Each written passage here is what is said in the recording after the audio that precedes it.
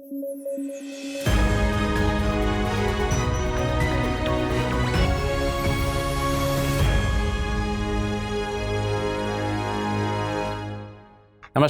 News at 9 programme में आपका स्वागत है। मैं हूं विरत दुबे। आइए जल्दी से नजर डालते हैं आज की हेडलाइंस पर। यूरोपियन यूनियन की तर्ज पर सिंगल करेंसी का विचार पेश। D8 समूह के देशों के लिए पेश किया गया है आइडिया। 8 मुस्लिम देशों का समूह है D8। RBI ने इंडोनेशिया के बैंक के साथ किया समझौता। लोकल करेंसी में होगा व्यापार। भारत इंडोनेशिया संबंध होंगे मजबूत। और माइग्रेंट्स के लिए खतरनाक रहा है साल 2023। 8,000 से ज्यादा लोगों को हुई मौत। UN की एजेंसी ने जारी की है रिपोर्ट।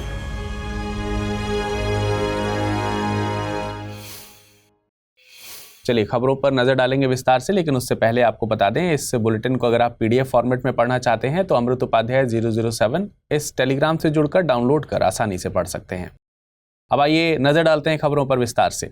आप जब भी यूरोपियन यूनियन का नाम सुनते हैं आपके जेहान में यूरोप के तमाम देशों का नाम आता होगा। दरअसल यूरोपियन यूनियन यूरोप के देशों का ऐसा समूह है जिसकी शुरुआत दूसरे विश्व युद्ध के बाद रोम की संधि के साथ कॉमन पार्लियामेंट से हुई थी। 1990 से 1999 के दौर में EU यानी European union common currency, single market और बॉर्डर फ्री ट्रेवल तक विस्तारित किया गया। दोस्तों, हम यूरोपियन यूनियन के बारे में आपको क्यों बता रहे हैं? दरअसल बांग्लादेश की प्रधानमंत्री हसीना ने यूरोपियन यूनियन की तर्ज पर ही एक प्रस्ताव पेश किया है।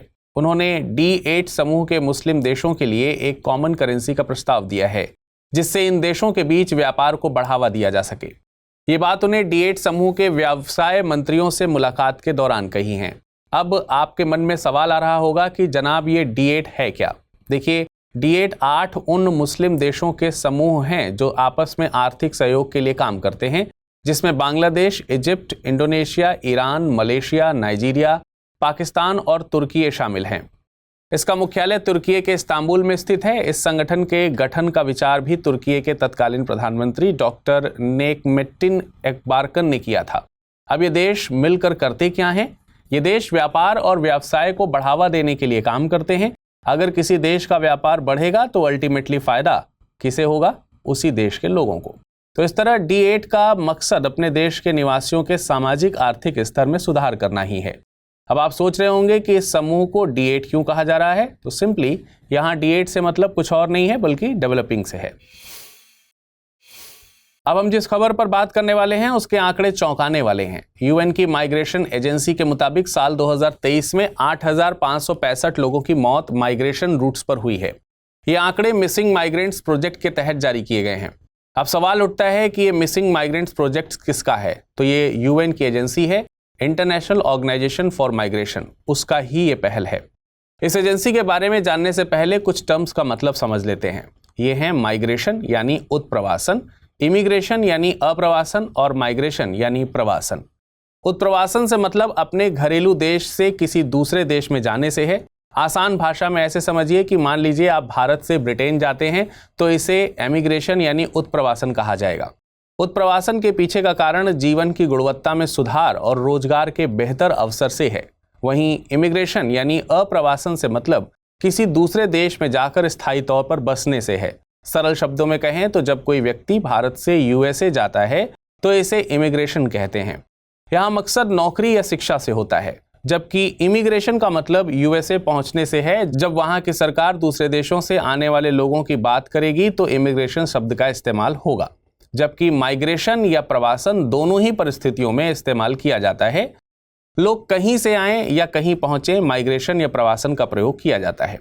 लगे हाथ IOM को भी समझ लीजिए। IOM यानी इंटरनेशनल ऑर्गेनाइजेशन फॉर माइग्रेशन का गठन 1951 में हुआ था। दरअसल दूसरे विश्व युद्ध के बाद पश्चिमी यूरोप में बड़े स्तर पर लोग डिस्प्लेस हुए थे।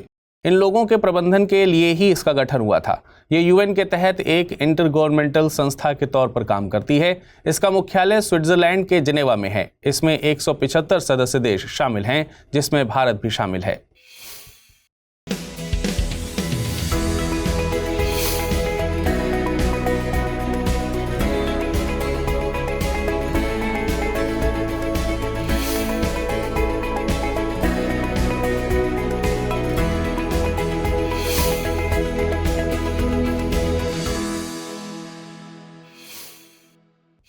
वैश्विक स्तर पर भारत के लिए एक और अच्छी खबर सामने आ रही है। दरअसल भारत के केंद्रीय बैंक आरबीआई और बैंक इंडोनेशिया ने एक एमओयू साइन किया है। देखिए, एमओयू एक तरह का समझौता होता है जिसमें हर बात व्यापक तौर पर डिटेल में मेंशन की जाती है।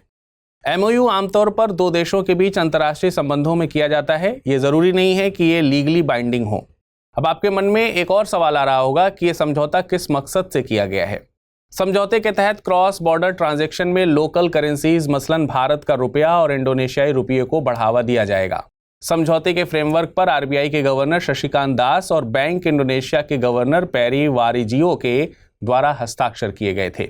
देखिए, जब दो देशों के बीच व्यापार होता है तो पेमेंट किसी इंटरनेशनल मान्यता प्राप्त करेंसी में किया जाता है।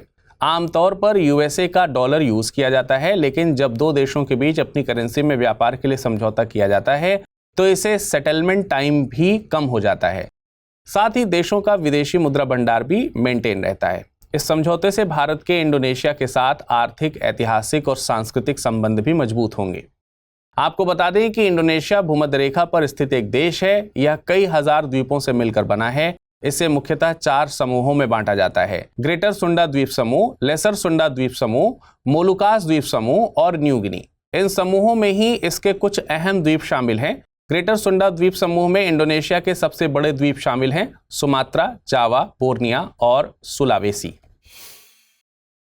आर्थिक कानूनों को सरल बनाने के मकसद से नीति आयोग ने एक प्लेटफॉर्म लॉन्च किया है। इस प्लेटफॉर्म को नीति फॉर स्टेट्स नाम दिया गया है। इस समय सरकार की पॉलिसी मेकिंग 4 पिलर्स पर आधारित है। इन पिलर्स में फिजिकल, सोशल एंड डिजिटल अवसंरचना, समावेशी समृद्धि, विनिर्माण को बढ़ावा देना और सिंप्लीफिकेशन। अब जो नीति फॉर स्टेट्स प्लेटफॉर्म लॉन्च किया गया है वो इन चौथे पिलर्स के तहत ही है। सिंप्लीफिकेशन माने साधारीकरण। देखिए, हम जानते हैं कि भारत पर लंबे वक्त तक ब्रिटिशर्स ने शासन किया था, तो ज्यादातर कानून उसी वक्त के बने हुए हैं। इन कानूनों को ब्रिटिशर्स ने जनता की भलाई या सुविधा के लिए नहीं बल्कि प्रशासनिक सुविधा को ध्यान में रखकर तैयार किया था। इन कानूनों को औपनिवेशिक कानून कहा जाता है। जैसे कि भारत में इंडियन टेलीग्राफ एक्ट 1885 लागू किया गया था, जिसे टेलीकम्युनिकेशन एक्ट 2023 के द्वारा रिप्लेस किया गया है। इसी तरह सरकार उस दौर के कानूनों को हटाकर देश की वर्तमान जरूरतों के मुताबिक कानून लागू कर रही है। नीति फॉर स्टेट्स एक रिपोजिटरी की तरह है जिसमें तकरीबन 10 क्षेत्रों मसलन कृषि, शिक्षा, ऊर्जा, स्वास्थ्य, आजीविका और कौशल विनिर्माण, एमएसएमई, शहरीकरण और जल संसाधन के दस्तावेज उपलब्ध होंगे। इस प्लेटफॉर्म को सरकार के एआई टूल भाषणी के द्वारा भी सपोर्ट किया जाएगा। एआई टूल भाषणी वर्तमान में 8 भारतीय भाषाओं में उपलब्ध है। भाषणी एक ऑनलाइन प्लेटफॉर्म है जिसका मकसद भाषा के लिए एक राष्ट्रीय डिजिटल मंच उपलब्ध कराना, जिससे आर्टिफिशियल इंटेलिजेंस और अन्य उभरती तकनीकियों का लाभ उठाकर नागरिकों के लिए नवीनतम सेवाएं प्रदान की जा सकें। चलिए, वक्त हो चला है आज की रैपिड न्यूज पर नजर डालने का। हाल ही में पुणे की डॉक्टर ईशानी को महिलाओं की स्थिति पर संयुक्त राष्ट्र महिला यूके आयोग में एक प्रतिनिधि के रूप में चुना गया है। यहां महिलाओं की स्थिति पर आयोग CSW मुख्य वैश्विक अंतर सरकारी निकाय है जो विशेष रूप से लैंगिक समानता को बढ़ावा देने और महिलाओं के सशक्तिकरण के लिए समर्पित है। यह संयुक्त राष्ट्र आर्थिक और सामाजिक परिषद यानी इकोसोक का एक कार्यात्मक आयोग है। आपको बता दें कि भारत को 2021 से 2025 तक 4 वर्षों के लिए CSW के सदस्य के रूप में चुना गया था तथा CSW की सदस्यता में समान भौगोलिक वितरण के आधार पर इकोसोक द्वारा चुने गए 45 देश शामिल होते हैं, जिसमें अफ्रीका से 13 सदस्य, एशिया से 11, लैटिन अमेरिका और कैरेबियन से 9, 8 पश्चिमी यूरोप और अन्य राज्यों से तथा पूर्वी यूरोप से 4 सदस्य शामिल होते हैं। इनकी सदस्यता 4 वर्ष के लिए होती है। केरल राज्य के उत्तरी भाग में साइकस सर्किनालिस विलुप्त होने के कगार पर हैं। दरअसल एक अज्ञात और तेजी से फैलने वाली स्पादप बीमारी की चपेट में आने के बाद ऐसी स्थिति बनी है। केरल में इसे एंथुपाना के नाम से भी जाना जाता है। यह एक सदाबहार ताड़ जैसा पेड़ है जो 25 फीट तक ऊंचा होता है। यह आमतौर पर पहाड़ी इलाकों में काफी घने मौसमी शुष्क झाड़ियों वाले जंगलों में होते हैं। देश भर में साइकस की 9 प्रजातियां पाई जाती हैं, जिसमें से लगभग सभी को लुप्तप्राय के रूप में वर्गीकृत किया गया है। इसका सर्वाधिक वितरण पश्चिमी घाट, केरल, कर्नाटक, तमिलनाडु और महाराष्ट्र में देखने को मिलता है। स्कूलों में विद्यार्थियों को मिलने वाले पारंपरिक रिपोर्ट कार्ड में जल्द एक बड़ा बदलाव देखने को मिल सकता है। इसके लिए NCERT यानी राष्ट्रीय शैक्षिक अनुसंधान प्रशिक्षण परिषद का एक नया समग्र प्रगति कार्ड यानी HPC पेश करने जा रही है। यह किसी विद्यार्थी के शैक्षणिक प्रदर्शन का मूल्यांकन करने के लिए अंकों या ग्रेड पर निर्भर नहीं करेगा। इसके बजाय यह 360 डिग्री मूल्यांकन पर निर्भर करेगा, जहां विद्यार्थी सक्रिय भागीदार होगा और प्रत्येक विद्यार्थी न केवल अपने बल्कि अपने सहपाठियों के प्रदर्शन का भी मूल्यांकन करने में सक्षम होगा। इसका उद्देश्य न केवल विद्यार्थियों के शैक्षणिक प्रदर्शन बल्कि कक्षा गतिविधियों के दौरान उनकी संज्ञानात्मक, सामाजिक, भावनात्मक क्षमताओं और रचनात्मकता को भी ट्रैक करना है। हाल ही में केरल के मुख्यमंत्री ने सरकार समर्थित सी स्पेस OTT प्लेटफॉर्म को लॉन्च किया है। इसे OTT क्षेत्र में बढ़ते असंतुलन और विविध चुनौतियों से निपटने के लिए लॉन्च किया गया है।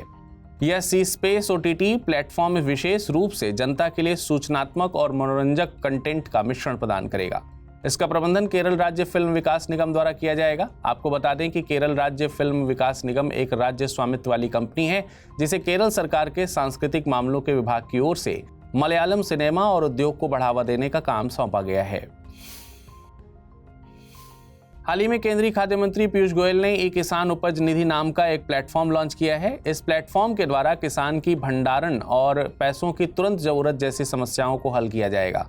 इसके तहत किसान warehousing development and regulatory authority यानी WDRA के रजिस्टर्ड गोदामों में अपनी फसल रखकर लोन ले सकेंगे तथा यह लोन किसानों को कुछ भी गारंटी यानी कि गिरवी रखे बिना 7% की ब्याज दर पर आसानी से मिल सकेगा। चलिए, अब वक्त हो चला है आज के बुलेटिन पर आधारित कुछ प्रश्नों को जान लेने का। पहला प्रश्न है, D8 समूह संबंधित है मुस्लिम देशों का एक समूह, एक इंटरनेशनल पुलिस ग्रुप, जासूसी समूह या फिर AI कंपनी। अगला प्रश्न है, इंटरनेशनल ऑर्गेनाइजेशन फॉर माइग्रेशन का मुख्यालय स्थित है न्यूयॉर्क, जिनेवा, तुर्की या फिर नई दिल्ली में। चलिए, अब नजर डाल लेते हैं कल बुलेटिन में क्या प्रश्न पूछे गए थे और उनके सही उत्तर क्या हैं। पहला प्रश्न पूछा गया था, महिला व्यवसाय और कानून रिपोर्ट 2024 किस संस्था के द्वारा जारी की गई है? विश्व बैंक, अंतर्राष्ट्रीय मुद्रा कोष, विश्व आर्थिक मंच या फिर अंतर्राष्ट्रीय श्रम संगठन। इसका सही जवाब है विकल्प A। अगला प्रश्न था, निम्नलिखित कथनों पर विचार कीजिए। मीथेन कार्बन डाइऑक्साइड की तुलना में कम खतरनाक है। वैश्विक तापन के लिए सबसे ज्यादा कार्बन डाइऑक्साइड जिम्मेदार है। उपयुक्त में से कौन सा या कौन से कथन सही है या हैं? केवल एक, केवल दो, दोनों कथन सही हैं, ना तो एक ना ही दो। तो इसका दूसरा कथन सही है यानी विकल्प B सही है। आज के बुलेटिन में फिलहाल इतना ही। मुलाकात करेंगे कल कुछ नई खबरों के साथ। तब तक अपना ख्याल रखिएगा। धन्यवाद।